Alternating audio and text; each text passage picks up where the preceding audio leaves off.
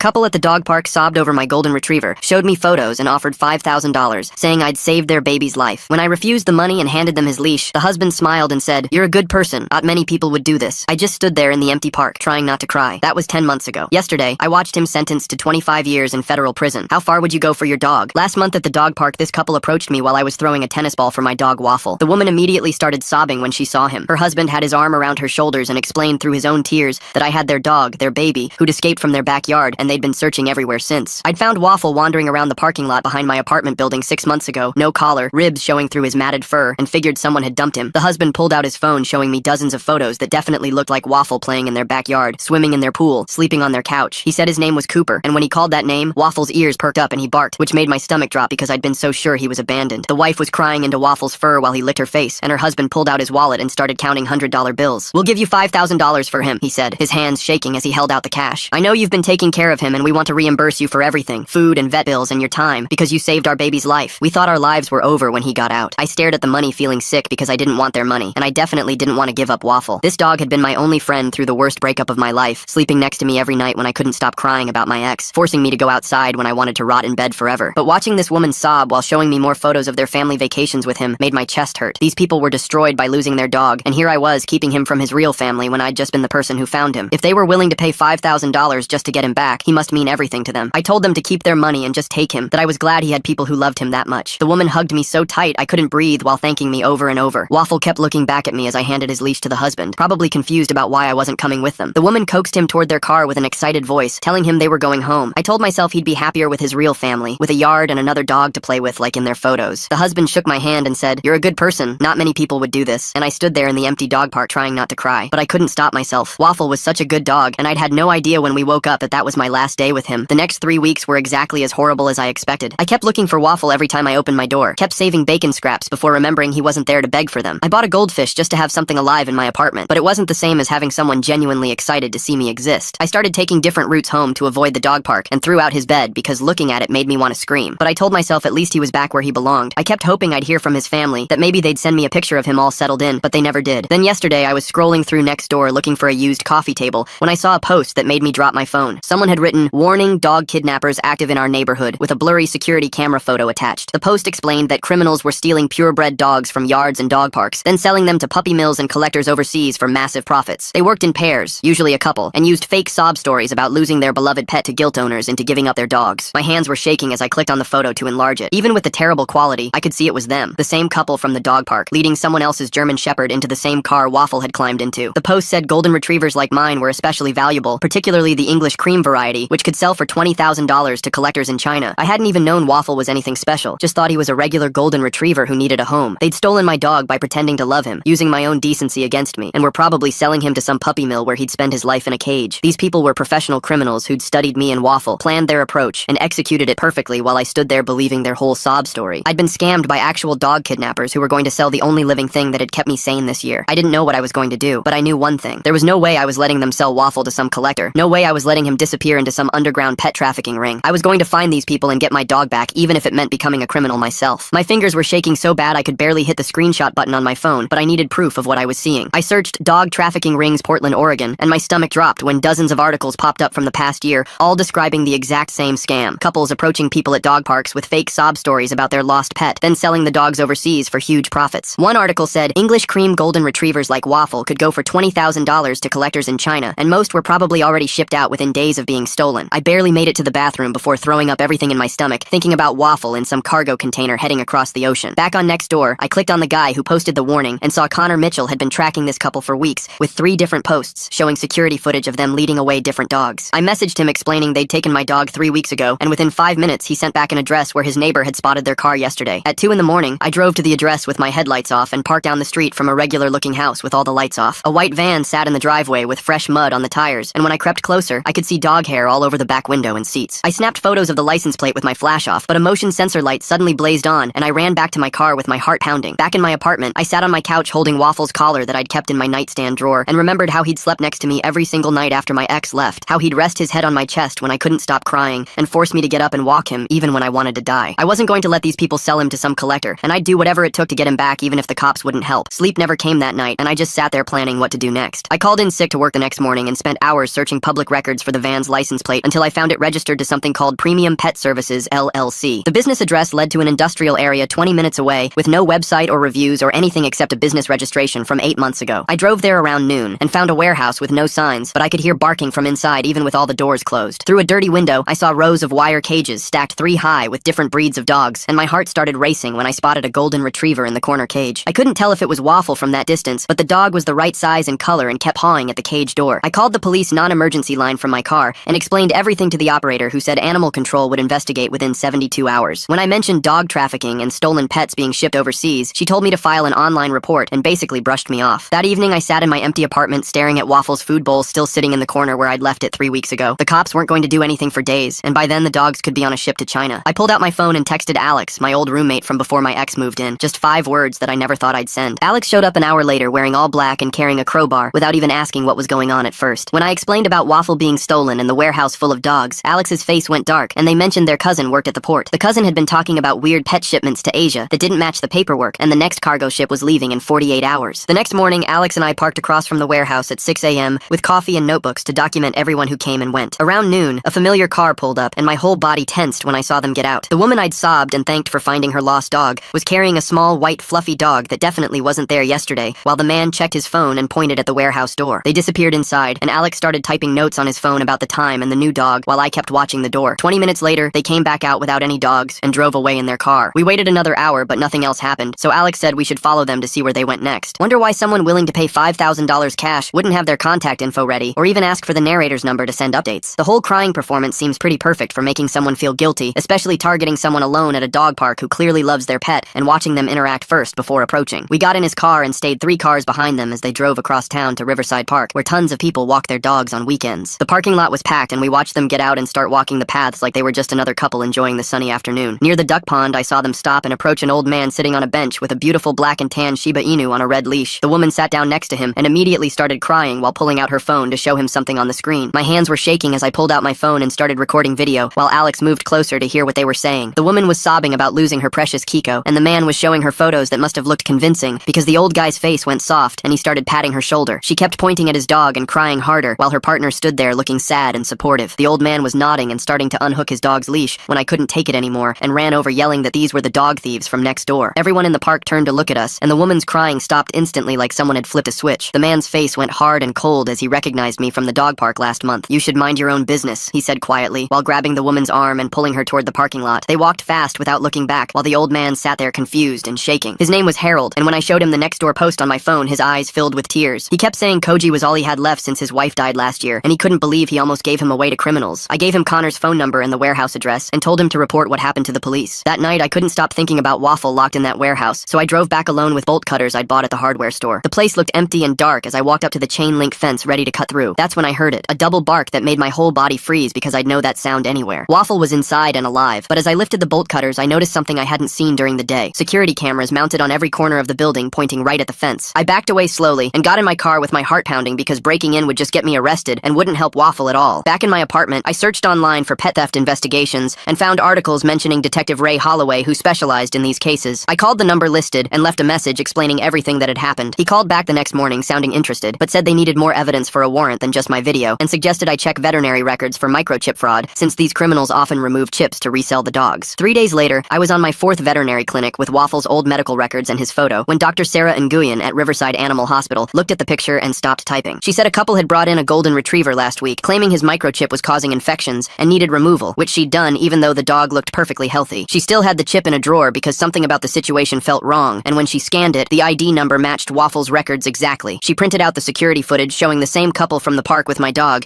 and said she'd provide a sworn statement to the police about what happened. I called Ray immediately, and he said with the vet evidence he could get a warrant, but the legal process would take 48 to 72 hours minimum. My stomach dropped when he mentioned seeing shipping manifests showing a cargo ship to Asia leaving in 36 hours, because that meant Waffle could be gone forever before the warrant came through. That night, I couldn't sleep and spent hours scrolling through old videos of Waffle on my phone, including one where he was playing with my ex's dog in her backyard. I realized I hadn't thought about my ex in days, because finding Waffle had taken over my entire life, and nothing else mattered anymore. The next morning, Connor messaged me saying he'd organized 12 other pet owners who'd been scammed, and they were planning to protest outside the warehouse to get media attention. My first thought was that this could spook the criminals into moving all the dogs immediately before we could save them, but Connor said doing nothing wasn't an option either. I spent 20 minutes on the phone with Connor explaining that if we showed up with signs and cameras was, Noah and Elena would just move the dogs somewhere else before police could get there. He kept saying we needed to do something now, but I told him we needed to be smart about this. Finally, he agreed to wait one day if we could watch the warehouse ourselves to make sure nothing happened. Within an hour, Connor had 12 people signed up for shifts, with Harold and his son taking the overnight watch since Harold couldn't sleep anyway after losing his beagle. I was parked across from the warehouse when Alex called me with news that made my hands go numb. Their cousin who worked at the port had just sent over a shipping manifest showing Premium Services had booked container space for 47 agricultural products on a cargo ship leaving tomorrow for Shanghai. The container was already at the port waiting to be loaded, which meant they were moving the dogs tonight. I immediately called Detective Ray, who picked up on the second ring even though it was past 7. He said the warrant was still being processed, but gave me his personal cell number and told me to call if I saw them moving any dogs. His voice had this tone like he knew we weren't going to listen when he said not to try stopping them ourselves. Around 10 that night, Harold texted our group chat that a big truck just pulled up to the warehouse. I drove over there so fast I ran 2 red lights and parked behind a dumpster where I could see everything. Noah and Elena were loading cages into the truck, while 2 other guys helped them. I counted at least 30 cages being carried out, and each one had a dog inside barking and crying. When I called Detective Ray, he said he was 20 minutes out and to absolutely not engage with them under any circumstances. But then I saw them carrying out a cage with golden fur pressed against the bars. Even in the dark, I could see it was Waffle, and he was limping, favoring his back leg like something had happened to him. My hands were shaking so bad I could barely grip the steering wheel, as every part of me wanted to run over there and grab him. The truck started moving, and I couldn't just sit there watching them take him to some ship. I followed the truck, staying 2 cars behind while calling Alex to meet me at the port. Connor's group was going crazy in the group chat with everyone saying they were heading there too. Detective Ray kept texting me to wait for backup and not do anything stupid, but I wasn't letting that truck out of my sight. The port entrance only had 1 security guard who was watching something on his phone when the truck rolled through. Noah handed him some papers, and the guard barely looked up before waving them through. I parked outside the fence, watching through the chain link as they started loading the cages into a shipping container. Alex pulled up next to me carrying bolt cutters and said their cousin could mess with the crane controls to make it look broken. That would buy us maybe 30 minutes before someone could fix it, and their cousin was risking their whole job to help us. While we waited for the crane to break, I kept thinking about last summer when I taught Waffle how to swim at the lake. He was so scared of the water at first, paddling like crazy whenever his feet couldn't touch the bottom. The idea of him trapped in a cage on a ship for weeks, probably seasick and terrified, made me want to throw up. The crane suddenly jerked to a stop while lifting the container, leaving it hanging 20 feet in the air. Noah started screaming at the port workers while Elena was on her phone, probably calling someone to fix it. In all the chaos with workers running around trying to figure out what was wrong, Alex and I slipped through a gap in the fence where the security camera was pointed the wrong way. The shipping container was still on the ground with its doors partially open, and I could hear dogs barking from inside. Alex pulled the container door open wider, and the smell hit us like a wall. This mix of piss and fear and something worse that made me gag. Inside was darker than I expected, but my phone flashlight showed metal cages stacked 3 high along both walls, with dogs crammed inside each one. Some cages had 2 or 3 dogs pressed together, and there weren't any water bowls anywhere, just dogs panting in the heat with their tongues hanging out. I started counting while Alex moved down the row looking for Waffle, and got to 43 dogs before I saw him in a middle cage on the left side. His tail started wagging weakly when he saw me, but he looked terrible, his fur matted and dirty, and when I got closer I could see his ribs showing through his coat. My hands were shaking as I started taking photos of everything with my phone, making sure to get clear shots of the bloody paws pressed against cage bars, the patches of missing fur on several dogs, the infected eyes crusted shut on a small terrier in the bottom row. Alex was working on Waffle's cage lock with some tool from his pocket while I documented every single thing that would prove what these people were doing. Each photo made me angrier because this wasn't just theft anymore. This was straight up torture, and I knew these images would guarantee prison time for Noah and Elena. The crane breaking at just the right moment feels awfully convenient, doesn't it? Makes me wonder if Alex's cousin really exists, or if there's something else going on here with the timing of everything suddenly working out perfectly. The container door suddenly blocked more light, and Elena stood there frozen, staring at us with her mouth open. "You don't understand," she said, her voice shaking in a way I'd never heard before. "These aren't people you want to cross. This is bigger than just us, bigger than you can imagine." She kept looking over her shoulder like someone might be watching, and I realized she was actually scared of whoever was really running this operation. Police sirens started wailing in the distance, and Elena's face went white before she turned and ran, her heels clicking on the concrete as she disappeared between the containers. I grabbed Waffle's cage door as Alex finally got it open, and he basically fell into my arms, his legs too weak to hold him up properly. Alex was already working on other locks, opening 5 more cages, and suddenly dogs were jumping out and running everywhere, barking and howling as they escaped into the port. Security guards came running from 3 directions trying to grab dogs, while more sirens got closer, and the whole place turned into complete chaos with dogs scattering between containers and workers trying to catch them. Ray showed up with 2 animal control vans and 4 police cars, officers spreading out to block exits while animal control people started corralling the loose dogs. Noah tried to run, but 2 officers tackled him next to his van, and when they searched it, they found stacks of paperwork that Ray showed me later. The documents had shipping schedules, buyer contacts, and records showing this was part of a West Coast network that had been stealing hundreds of dogs every month and shipping them overseas. Elena had vanished completely, but at least we had Noah and all the evidence from his van, plus my photos from inside the container. I sat on the ground holding Waffle, while a vet team that arrived with animal control examined him right there in the parking lot. He was dehydrated and had infected wounds on all 4 paws from the cage wire, and the vet said he'd lost at least 12 pounds since I'd seen him last. But when I talked to him, his tail still wagged, and when I said his name, his real name that I'd given him, his ears perked up and he licked my hand. The next morning at the emergency vet hospital, Sarah was treating Waffle and 14 other dogs we'd rescued from the container. She documented every single injury for the legal case, taking photos of wounds and malnutrition, and writing detailed reports about the abuse. While she worked, she told me that shipping records showed 7 dogs had already been sold and sent out on a vessel that left 3 days earlier, headed for ports in Asia. That night, I slept on the floor of the vet clinic next to Waffle's kennel because I couldn't leave him alone again. I kept waking up thinking about those 7 dogs on that ship, wondering if their owners were checking next door right now, posting about their missing pets and hoping for miracles that wouldn't come because their dogs were already halfway across the Pacific. Ray interviewed me at the clinic the next day, while Waffle got IV fluids, asking detailed questions about everything I'd seen and done. Noah wasn't talking to anyone, but the paperwork from his van was telling the whole story, including Elena's real name, which turned out to be Anna Volkov. Ray said she was connected to a Russian pet trafficking syndicate that operated up and down the West Coast, and now the FBI was involved because this crossed state and international borders. Connor's group had already made the local news by that afternoon, and the clinic turned into a reunion scene as 12 families showed up to claim their stolen dogs. The news cameras captured people crying as they hugged dogs they thought they'd never see again, and the footage went viral within hours. But 28 dogs were still unclaimed, either because their owners lived in other cities or maybe didn't even know to look for them here. The next morning, an older man named Harold showed up at the clinic carrying 3 huge bags of homemade dog treats he'd baked for all the rescued dogs. His hands shook as he handed them to Sarah, and I watched tears run down his face when she brought out his beagle who'd been missing for 4 months. The dog went crazy, jumping all over him, and Harold kept saying, "You saved my reason for living," while hugging his dog so tight I thought he might never let go. Watching all these families get their dogs back made my chest feel heavy, because I kept thinking about what could have happened if we'd been even 1 day later. 3 days later, I tried going back to work, but couldn't focus on anything except checking my phone for updates about the case. My boss pulled me aside around lunch and said she understood what I was going through, but I'd already used all my sick days and vacation time. The vet bills for Waffle were over $8,000, and missing more work meant I wouldn't make rent next month. That same afternoon, Ray called to tell me Anna had been arrested at the Canadian border with 2 stolen dogs in her car. She'd immediately asked for a deal and claimed she could expose the entire trafficking network if they gave her immunity. Her lawyer contacted me the next day, saying Anna wanted to apologize to me in person at the Federal Detention Center. Alex told me not to go, that it was probably just another manipulation, but I needed to hear what she had to say. The detention center was an hour away, and I sat across from her with thick glass between us while she cried real tears this time. She told me her real name was Elena, and she'd been forced into this by people threatening her family back in Russia. Her voice shook as she explained how Noah had connections to organized crime, and she'd seen what happened to people who tried to leave. I wanted to believe her, but kept remembering those practice tears at the dog park when she'd stolen Waffle. Then she leaned forward and said there was a second warehouse in Seattle with more dogs scheduled for shipment next week. She gave me the exact address and said Noah's brother ran that location with even more dogs than the Portland warehouse. I called Detective Holloway immediately from the parking lot and gave him everything Elena had told me. The Seattle raid happened 2 days later, and they rescued 62 dogs, plus arrested 4 more people, including Noah's brother. Ray called me that night to confirm they'd found detailed records showing some dogs had been stolen over a year ago. Meanwhile, Waffle finally came home after a week of treatment at Sarah's clinic, but he wasn't the same dog anymore. He flinched when I moved too fast and wouldn't leave my side even to go to the bathroom. The golden retriever who used to love everyone now growled at strangers and hid behind my legs when anyone approached. Sarah had warned me the trauma would take time to heal, but seeing him so scared broke my heart all over again. Connor's group started a GoFundMe for my vet bills that raised $15,000 in 2 days after the news coverage went national. Strangers from all over the country sent messages sharing their own stories of lost pets and thanking me for exposing the trafficking ring. One message stood out from a woman in California whose dog had disappeared the same way 8 months ago from a dog park in San Diego. 2 weeks later, I sat in the federal courthouse for Noah's first hearing, where he pleaded not guilty to all charges. His expensive lawyer argued the dogs were just abandoned property, and this was a simple business dispute, not a federal crime. The prosecutor showed photos from the warehouse, and Noah's face stayed completely blank, like he was bored by the whole thing. After the hearing, Sarah introduced me to Jasmine Torres, a vet tech from her clinic who specialized in helping traumatized animals. Jasmine started coming to my apartment 3 times a week to work with Waffle using special techniques to help him feel safe again. She'd sit on my floor for hours, letting him approach at his own pace and teaching me how to help him relax. Slowly, after weeks of patience, Waffle started to trust her, and she became the first stranger he'd accepted since the warehouse. One morning, I decided to try the dog park again, since we'd been avoiding it for weeks. The second we walked through the gate, Waffle pressed against my legs and started shaking. Other dogs ran around playing, but he just stood there frozen, his tail tucked between his legs. We lasted maybe 5 minutes before I gave up and took him home. Connor called that afternoon asking if I wanted to join a support group he was starting for people whose dogs got taken by the ring. 15 of us showed up to the first meeting at a community center, all telling the same stories about our dogs being too scared to play anymore. People shared tips about special food that helped with anxiety, and trainers who knew about trauma in animals. Connor's dog still wouldn't let strangers touch him 3 months later. Everyone kept saying how the legal stuff was taking forever, and the cops weren't telling them anything. That night I was checking my email when a message popped up with no sender name. My blood went cold when I opened it and saw photos of me at my apartment building, at the grocery store, at the vet clinic with Waffle. The message said, "You cost us millions. Drop the charges or lose more than your dog." My hands were shaking so bad I could barely dial Holloway's number. She showed up at my apartment an hour later with 3 FBI agents who started checking everything with these weird devices. They found one bug behind my TV and another in my kitchen light fixture. The lead agent said I'd been monitored since the warehouse rescue, and this was now witness intimidation on top of everything else. They wanted me to go into protective custody, but I told them there was no way I was leaving Waffle. Alex showed up the next day with a duffel bag and said he was moving in until this was over. Elena's sudden appearance claiming these people are dangerous dangerous seems awfully convenient after she already got caught. Makes me wonder if she's playing another angle here, especially with how quickly she disappeared when the sirens started getting close to the scene. We spent the whole weekend installing cameras, changing all the locks, and setting up different routes to take when walking Waffle. My boss let me work from home after I explained what was happening. What started as just trying to save my dog had turned into living like someone was always watching me. Late at night, I'd watch Waffle sleeping next to my bed, his paws twitching and whimpering in his dreams. I wondered if he was dreaming about the warehouse, about being stuck in that cage, about the ship that almost took him away. Sometimes he'd wake up panicked and I'd have to calm him down for 20 minutes. Recovery wasn't working the same for both of us. A month later, Jasmine called saying she wanted to foster some of the dogs that nobody had claimed yet. She came over and we started working together to help them trust people again. Waffle surprised me by actually playing with one of the foster dogs, the first time he'd played with another dog since everything happened. We were making progress when the prosecutor called with bad news. Noah's lawyer filed a motion to dismiss the whole case, claiming I broke the law by entering the shipping container without permission. The prosecutor said this could mess up the federal case if the judge agreed that they got the evidence illegally. Just when I thought things couldn't get more complicated, a woman from California messaged me saying she was flying to Portland with proof about her dog. She showed up at my apartment with a folder full of receipts, printed emails, and even a recording of someone admitting they sold her dog through Noah's network. Her evidence connected Noah to dog thefts in 3 different states, which made the federal case way stronger. The prosecutor was excited about this new proof. Jasmine suggested taking Waffle to the beach to help him relax since he used to love swimming. We drove out to the coast, but when we got there, Waffle wouldn't go near the water. He just stood on the sand watching the waves like he forgot how to be a normal dog. Then a piece of driftwood floated by and something clicked in his brain. He ran into the water, grabbed the stick, and brought it back with his tail actually wagging for real, not the nervous half-wag he'd been doing. We stayed at the beach until sunset, watching him play like his old self, and I actually felt hope for the first time since this whole mess started. The next morning, Ray called saying Anna wanted to testify via video link from federal custody about the whole operation. We watched from the prosecutor's office as she sat in an orange jumpsuit, telling the grand jury how the network worked in 12 cities, with Portland being their West Coast hub. She named 17 more people involved, dealers in Seattle, Sacramento, Vegas, showing photos on her lawyer's laptop of warehouses where they kept the stolen dogs before shipping them out. The prosecutor kept asking for more names, and Anna kept giving them, each one making the case bigger and more complicated. Ray pulled me aside afterward and said with everything expanding like this, Noah's trial could be delayed for years while they sorted through all the new defendants. The witness intimidation charges would probably get tried separately from the pet theft charges, and the system was set up to protect the accused way more than victims like me. He said I should prepare myself for a long wait before seeing any real justice. 3 days later, Connor called at 2 in the morning because his security camera caught 2 men taking photos of my apartment building from a van with tinted windows. The license plate tracking showed they were private investigators hired by Noah's defense team to document my daily routine for the trial. Totally legal but creepy as hell, knowing strangers were watching me and taking notes about when I left for work or walked Waffle. I started having panic attacks in parking lots after that, always checking for vans with dark windows, jumping when car doors slammed behind me. Waffle had the same problem, going stiff whenever we passed white vans, pulling me away from them with his whole body shaking. We were both broken in the same ways now, scared of the same things, bonded by trauma instead of just love. 2 months passed with lawyers filing motions and counter motions while we tried to get back to normal life. Then Jasmine called with good news for once, saying 3 of the unclaimed dogs from the warehouse had been reunited with their real owners through microchip databases. A family from Washington got their Bernese Mountain Dog back after 8 months, and watching the reunion video made me cry because the dog went crazy with joy seeing his kids again. But the mom looked haunted even while hugging her dog, saying she'd never feel safe at dog parks again, never trust strangers who seemed friendly. They'd stolen more than pets from these families. They'd stolen their ability to feel secure in the world. The motion to dismiss my charges finally got ruled on after 6 months of waiting. The judge said my actions were justified under emergency circumstances since I was preventing ongoing animal cruelty, and Noah's trial got set for 8 months out while his brother took a plea deal for lesser charges. Jasmine suggested we use the waiting time to start a non-profit helping other pet theft victims, and we filed the paperwork for Stolen Hearts Recovery Network, even though the IRS approval would take forever. Harold from the dog park started volunteering at the rescue where the recovered dogs were staying, bringing homemade peanut butter treats every day and just sitting with the scared ones for hours. His Shiba Inu Koji would play gentle games with the traumatized dogs, somehow knowing exactly how much energy each one could handle. It was beautiful watching dogs help heal other dogs, while us humans dealt with endless legal paperwork and court dates. One morning, while filling out more victim impact statements, I realized I hadn't thought about my ex in months. The breakup that had destroyed me last year felt like ancient history now, like it happened to a different person in a different life. Waffle hadn't just saved me from being lonely, he'd given me something bigger to care about than my own heartbreak. Then everything went to hell again when Ray called saying Anna was dead. They found her in her federal custody cell, supposed suicide by hanging, but her lawyer said she'd been getting death threats from other inmates connected to the network. She was supposed to testify in 3 more trials, and now all that testimony was gone. The FBI started investigating whether she'd been murdered to stop her from revealing more names, whether the network had people inside the federal prison system who could make problems disappear. Her lawyer went on the news saying Anna had been terrified for weeks, begging to be moved to protective custody, claiming guards were letting other inmates threaten her. Now the investigation wasn't just about pet theft anymore. It was about possible witness assassination, about a criminal network big enough to reach inside federal prisons and silence people. The next week at the courthouse, Noah's lawyer stood in front of the judge arguing that his client wasn't dangerous and deserved bail while awaiting trial. The prosecutor kept pointing out that a witness had just died under suspicious circumstances, but the judge wasn't buying it. He set bail at $2 million,